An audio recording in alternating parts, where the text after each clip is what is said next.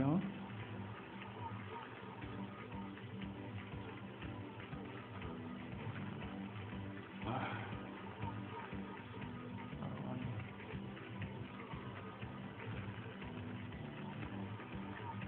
You know, I wonder how many people really examine their life and seek to experiment with their life. I'm not talking about you experimenting on something and then you let go, or you assume the experiment is just a temporary something that will lead to a decision making of your life, which will end up being your lifestyle. No, I'm not talking about that. Look, if you don't know or look at life as a lab, you understand? Life is a lab, and your life should be a lab rat in life. You know, we're talking about life, okay? It's being alive. So if you don't treat your life as a lab rat, what do I mean by that?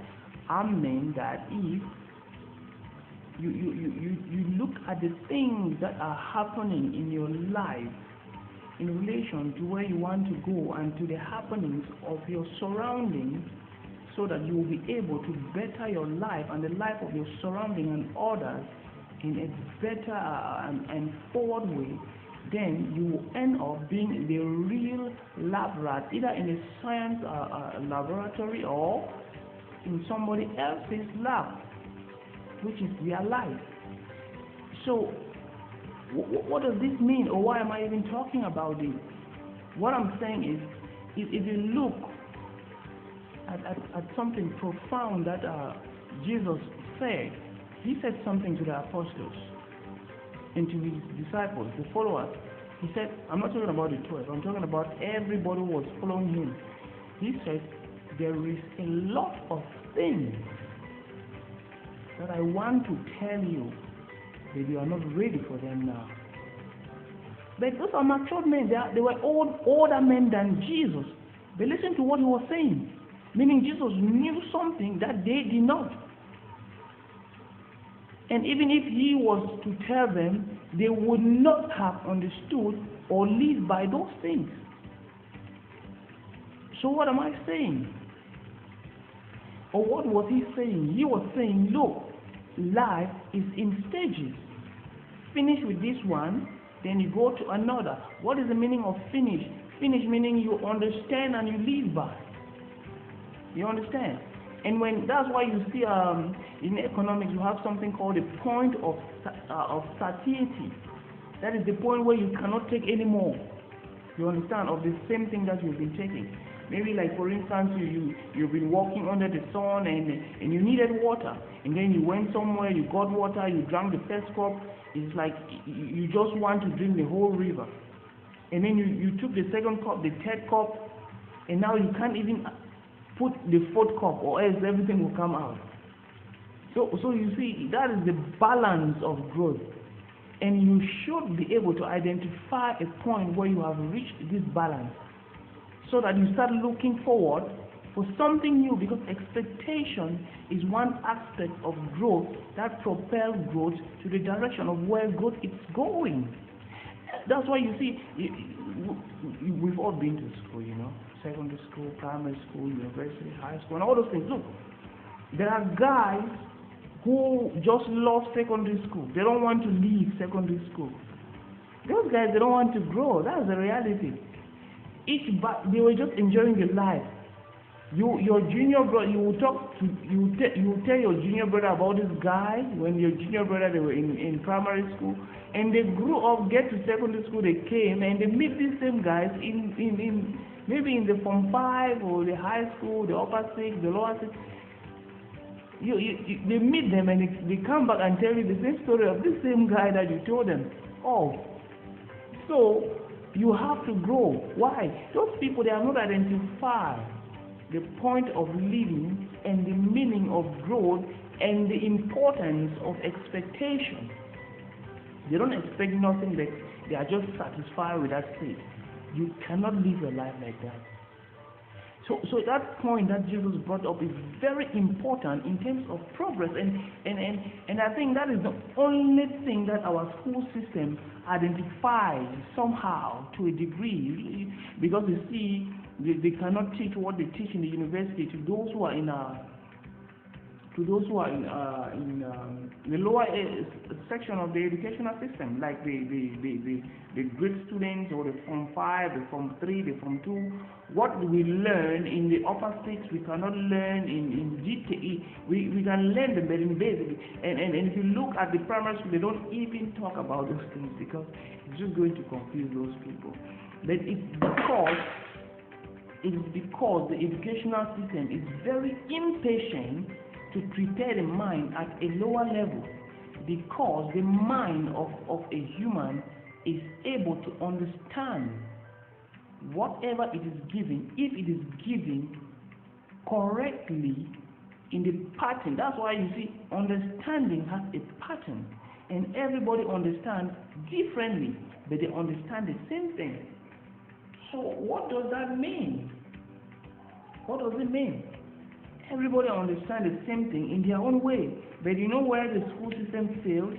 The school system failed to craft each and everybody's own understanding pattern to give them the information in a way that they should understand. That's why you see now people say, I'm good in mathematics, I'm not good with history, I'm good with this, I'm not good with that. But everybody is good in everything. If you say somebody is good in this and bad in this, you are telling, oh, God is somewhat not perfect. But God is perfect. You can understand anything and everything if you want. You understand? But the system has made it like that. Why? Because they are looking for simplicity, and they are looking to burn time. You will stay to burn your time, and they are also looking to reduce importance of humans.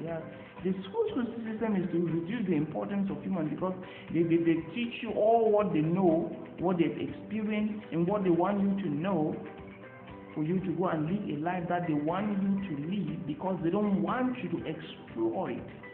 That is why the best people in the world today are people who did not complete this system. You see? So this is very important. What am I saying? Growth is in stages. Growth is in stages, and you can measure a growth at various stages. You cannot say, no, I'm going to wait until I grow fully, then I measure my growth. You will give up, I'm telling you. So look, the human brain, now this is where I want to go into. This is why I have been saying this. I've been saying this because I want to tell you how the human brain works, and how the human brain understands things, and how you can use these for the betterment of your life. You get that? The human brain grows and understands in stages. You see? And what you should seek to know and do is to know that this is possible, and what stages you should follow.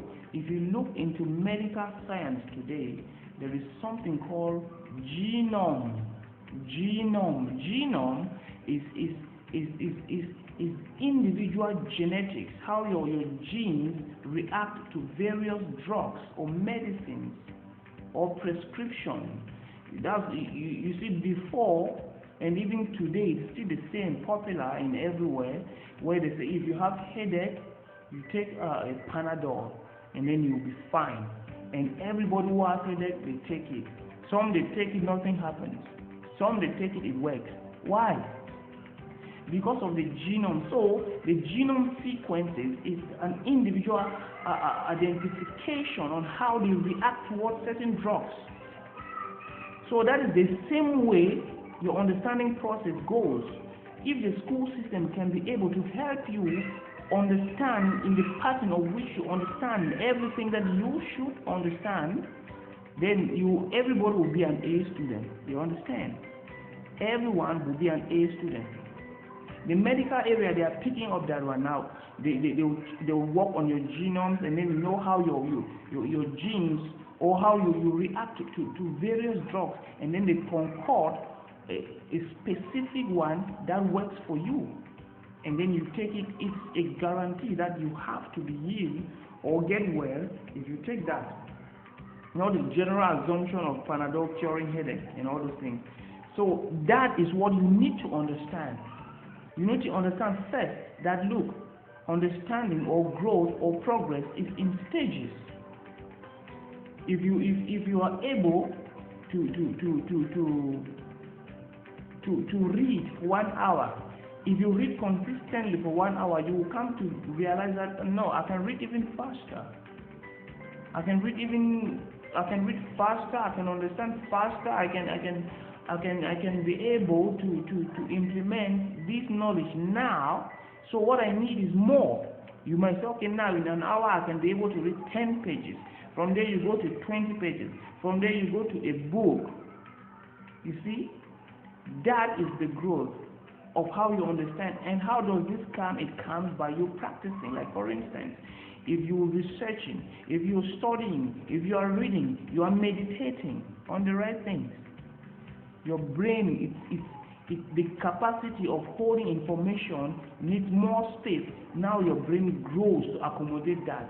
That is how brain muscles are being built by you. Like the best part is, if now you become that person who questions things, critical thinker.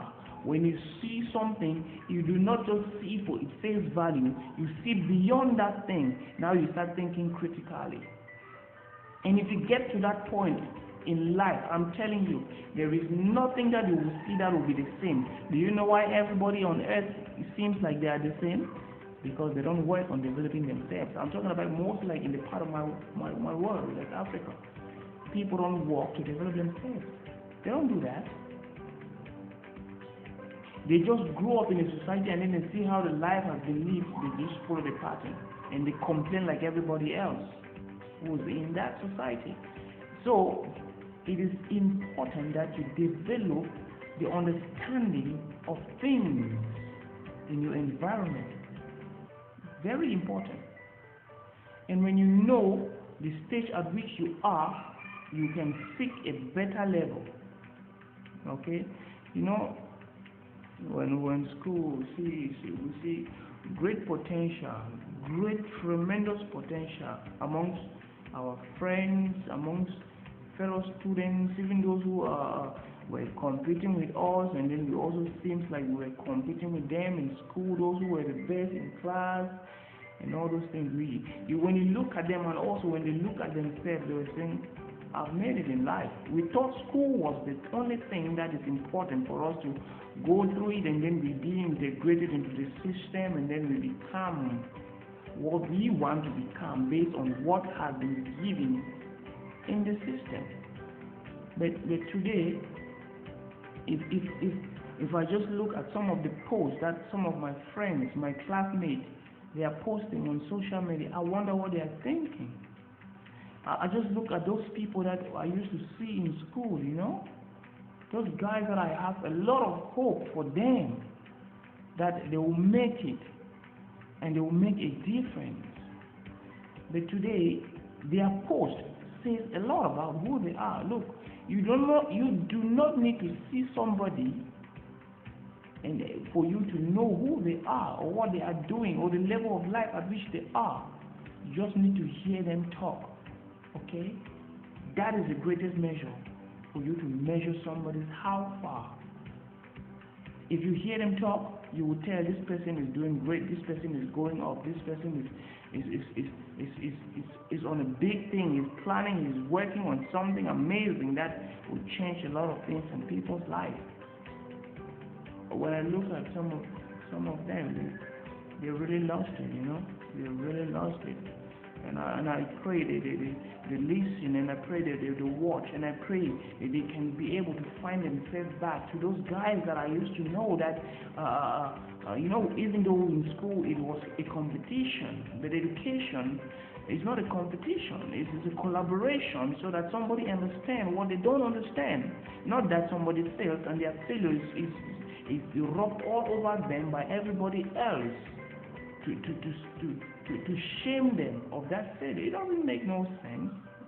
If you shame somebody for failing on something you did not even plan them properly for, you see, and now you culture the others to laugh at them. That is how the educational system is, mostly in primary school and junior secondary school. Where if somebody answered the wrong thing, it's a laughter. But there is no wrong answer, just that the dumb system and the people who have been trained to run this system, like the teachers, they've made it that way also because they do not know themselves. So it's a messed up thing which has to be fixed. We're looking into a way where the curriculum that we are developing in our institution will be able to assist schools and educational system, because we are not a school. Sorry for saying our school. We are not a school. We are a learning institute where we transfer knowledge. We do not seek to complete curriculum. That is why our curriculum, it is designed totally different from the normal curriculum that are there in schools and even in high institutions, because it is an implementational type of curriculum. Yeah, if you want to get a glimpse, you can come and see the way we teach. People, they are free. Even in their houses, they are not as free as they are in our campus. And that is the environment that you have to create. You have to create such environment so that the mind will be able to operate freely, to think freely. When you tell somebody there is no wrong answer and it's an interactive class, you don't need to be shy here. You have to express yourself. You have to answer questions. You have to think on something and say something about it, so that we know your level, and also you will know your level when you come in contact with this thing in the future. You will know where you are and where you are at the moment, where you were and where you are at the moment. So it's totally different, and this has to go across. It's important, very important. And growth is inevitable, okay? It's inevitable. You can craft it or you can let it craft you. Either way, you have to grow. Remember, when I say grow or growth is a movement to a direction.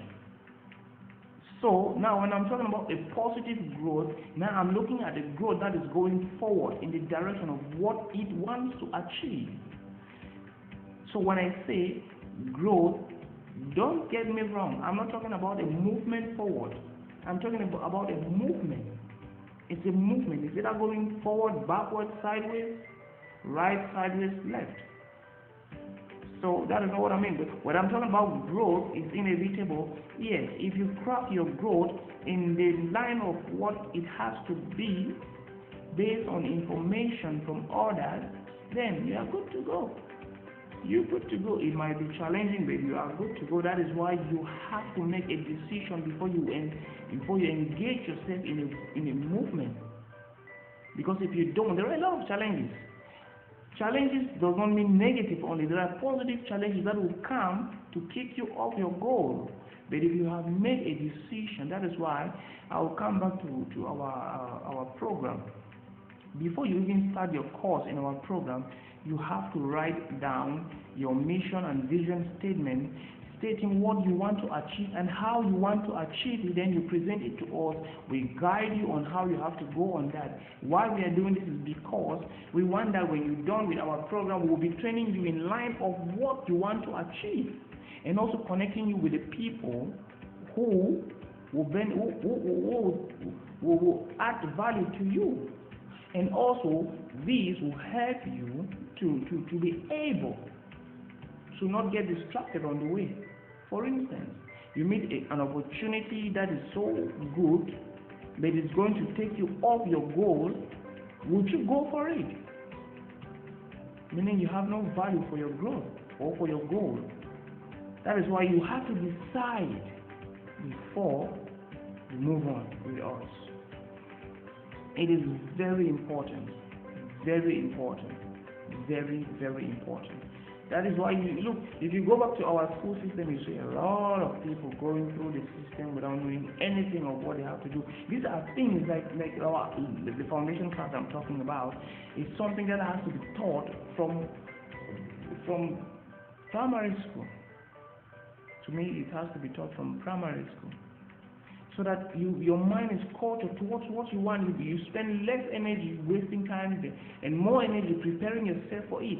And when you get to a class like in Form 4 in our school system in West Africa, Form 4, you are able to choose to go science or art, and in them you have different divisions. So before then, you'll be able to choose wisely, not following people, the crowd. It's amazing. It's amazing. It's amazing. I'm just glad and happy and what the Holy Spirit is doing and the changes that are happening around us. They might be little, but it's change. We're talking about a rightful change.